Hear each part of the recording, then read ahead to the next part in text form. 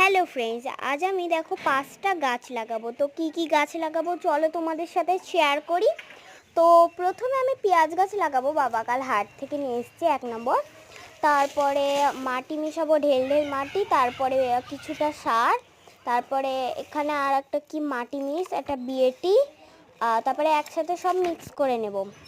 তারপরে এরকম একটা কন্টেনারের মধ্যে পুড়ে নেব। এগুলো হলো গোবর সার, তো এগুলো 2-3 চামচ দিয়ে দেবো।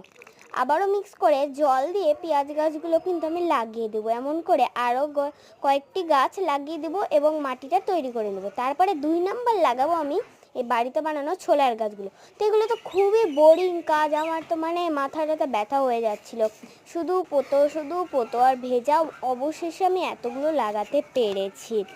তারপরে 3 নম্বর লাগাবো এই যে সিমের বীজগুলো, হবে নাকি জানি না, তবে পেয়েছি তো এরকম ছোট গ্লাসের মধ্যেই লাগাবো সেমভাবে মাটি তৈরি করে।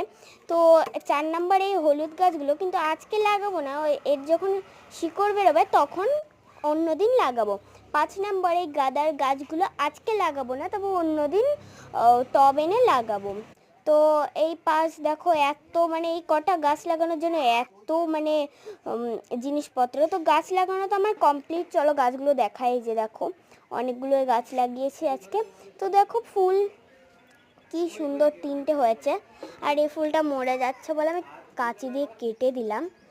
তো এই যে, আর আমার ক্যালেন্ডারের গাছে যে কি হয়েছে, শুধু এমন করে এড়িয়ে যাচ্ছে। আমি সব কিছু ইউজ করেছি, জল থেকে শুরু করে গোবর ভেজানো